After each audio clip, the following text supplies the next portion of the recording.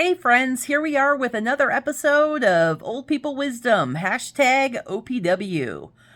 I want to talk today about New Year's resolutions, or as I'm going to call them in this segment, New Year's unresolutions. How many of you consistently make a New Year's resolution, or maybe you make more than one? How many of you is this a tradition for you? Let me hear you in the comment section down below. Drop a comment in, I'm just curious. Do you consistently set the same New Year's resolution every year? Or is it something different? How many of you have had an experience of setting New Year's resolutions over and over again and never actually accomplishing your New Year's resolution? The joke is that most people set, let's say, a health goal on December 31st or January 1st, like I'm all in, I'm going to get a healthy body, and gym memberships skyrocket for the first 2 weeks of the year. And by week 3, everyone's gone. It's a ghost town. Only the diehards who are there day in and day out actually show up beyond week 3. Why is that? I think a lot of times we feel a social pressure to set a New Year's resolution, or it's the beginning of the year, we should set goals. I am all for setting quote unquote goals. I like to call them outcomes. Setting an intention, setting an outcome. I'm going to go for this outcome. And why do I like calling it an outcome or an intention instead of a goal? Well, I know for me personally, I have a lot of head trash around the word goal. I have set thousands and thousands of goals in my lifetime that I never achieved. And so when I set a goal and I call it a goal, something inside my brain goes, yeah, right. I just know that about myself. Maybe you're like that too. If so, let me hear you down below. Maybe that's you.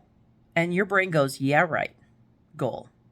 And so I'm already fighting an uphill battle with my unconscious mind before I ever dive in and make it happen.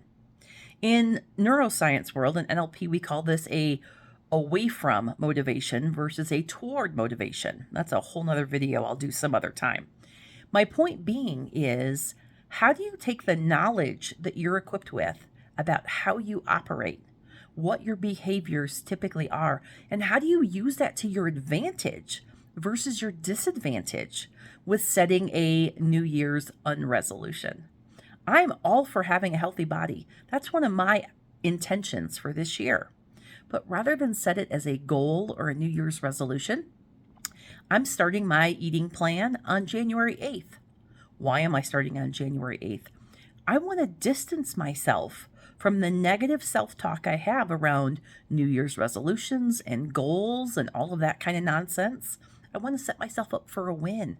I want to use the knowledge that I have about myself and the way I operate to my advantage rather than my disadvantage. I also want a week to sort of wean myself off sugar and carbs. Man, I was out of town for the holidays, as most of you know, and sugar and carbs were my friend. I did not police myself during the holidays, and I'm okay with that. I have no guilt about that at all. However, I'm ready to transition now, and I'm ready to go back to a lower carb lifestyle because I know that works what works best for me in my body. Boy, that was a mouthful. What works best for me in my body. And I'm at peace with that. I've been very successful in the past. I am very confident I'll be successful again.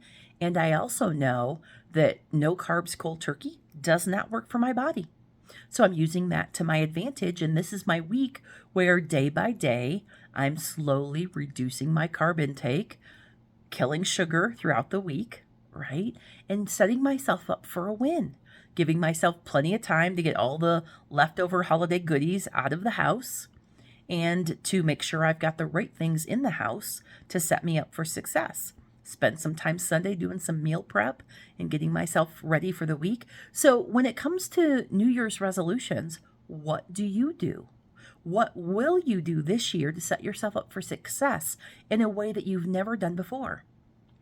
How do you take the behavior patterns and the energy and how you know yourself to show up, and how do you use that as an advantage when it comes to getting what you want out of 2024?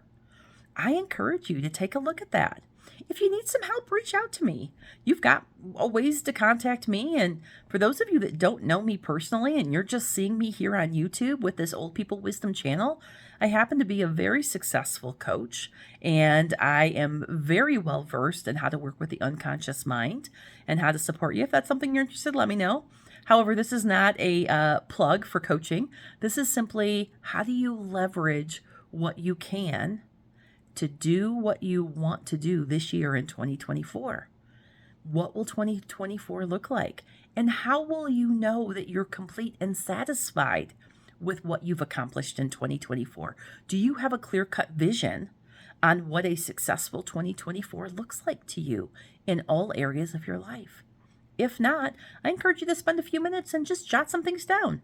What would a successful 2024 look like for me in my financial life, in my relationships, specifically my romantic relationship?